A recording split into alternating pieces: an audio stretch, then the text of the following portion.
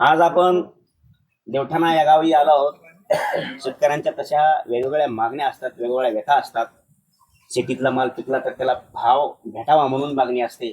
आता शेतीतला मालच पिकावा आणि त्या मालाला पिकवताना लाईट पाहिजे, पाणी पाहिजे. गावात पाणी असताना लाईटची एक कमतरता या ठिकाणी जाणवली म्हणून सुज्ञ शेतकरी असलेले सोळंके काका या ठिकाणी उपोषणा बसल्या, जेणेकरून या लाईटचा लपंडाव मिटावा आणि आमच्या गावाला सुरळीत लाईट भेटावी म्हणून त्यांनी आजपासून उपोषण या ठिकाणी धरलं आहे. या ठिकाणी आपल्या त्याच गावचे एक भैया आहेत. मला सांगा, आपलं जे आज उपोषण चालू झालं आहे, या उपोषणामध्ये अशी कुठली प्रामुख्याने मागणी आपली या ठिकाणी लावून धरली आहे? आमच्या गावाला 3 फेज लाईट जे आहे ते जे अशी फिरून येत आहे लाईट, मुंगी, सुकळी, कुंडी, चैतापूर, देवठाणा अशी जी फिरून येत आहे ती आम्हाला सरळ मुंगी ते देवठाणा ही लिंक लाईन MSCB मार्फत लिंक लाईन करून देण्यात यावी. त्यामुळे आमची लाईन एकदम सुरळीत चलन आणि फास्ट व्होल्टेज मिळेल आम्हाला. असं जे फिरून येतं त्यामुळे व्होल्टेज मिळत नाही, त्यामुळे आम्हाला त्या लिंक लाईनची जास्त प्रामुख्याने मागणी आहे आमची. म्हणजे महावितरणला तुमचं असं म्हणणं आहे किंवा लाईटचा तर लपंडाव आहेच, पण लपंडाव असताना आलेल्या परिस्थिती आमच्या गावाला ज्यावेळेस तुम्ही एक दिवस आड लाईट देताय, तर ती लाईट दिल्यानंतर ही आम्हाला कुठेतरी पुरेपूर असं व्होल्टेज या ठिकाणी मिळत नाही. कंटिन्यू मिळत नाही. 5 तास कवाच लाईट चालली नाही. 5 तासही लाईट या ठिकाणी गावात कंटिन्यू नाही. 5 दिवस असं लाईट नाही 3 फेज. बघा, रात्री 1 तास आली, रात्री 1 तास आली ना आता 1-2 तास झालं, पण त्यात 25 ते 30 झाले. 25 ट्रिप झाल्या.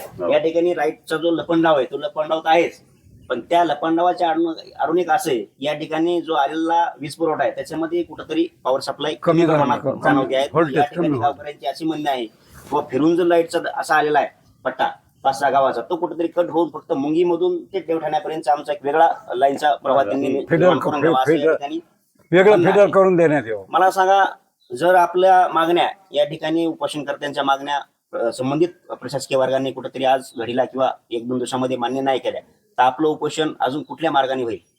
आमचं उपोषण आणखीन जर 1 दिवसात जर मागण्या नाही पूर्ण झाल्या उद्याच्याला, तर आम्ही नंतर परवाच्या दिवशी आणखीन त्यांच्या समर्थनार्थ दुसरे 10-15 शेतकरी त्यांना निवेदन देऊन नंतर आणखीन ते उपोषणाला बसण्यास तयार आहेत. आपल्या शेतामध्ये आता सध्या घडीला कुठलं पीक आहे? पीक आता सध्या खरबूज, टरबूज होते. बऱ्याच शेतकऱ्याचे खलास झालेले आहेत, मृत अवस्थेत गेलेत ते पूर्ण. आता सध्या त्याला पाण्याचा भरपूर अडचणी आल्यामुळं लाईट अभावी पूर्ण ते खराब झालेले आहेत. आणि आता सध्या काही शेतकऱ्यांकडे ऊस आहेत ते पण वाळायला लागले. सध्या लाईटचा भरपूर प्रश्न गंभीर आहे. आपल्याकडे फक्त लाईटचाच प्रश्न आहे. डोंगराचं गाव असलं तरी पाणी सोय आपल्याला या डॅममुळे आहे म्हणायचं. बोरवेलच्या माध्यमातून आम्हाला काय नाही, बोरवेलच्या माध्यमातून बोरच्या विहिरीच्या माध्यमातून जे म्हणजे 2 बोर आहेत 100 विहीर आहे आमच्या गावात. तर हे 100 विहीर आहे, त्याच्यातून आम्हाला चांगलं पाणी भेटते.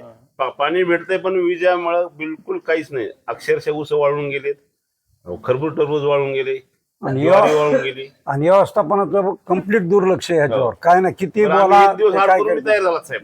1 दिवस आड करून लाईट घ्यायला.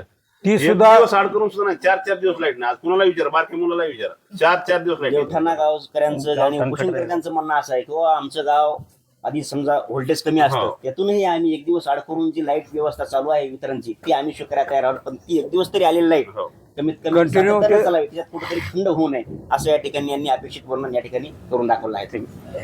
पीटर एक अलग झालेलं आहे. त्याचे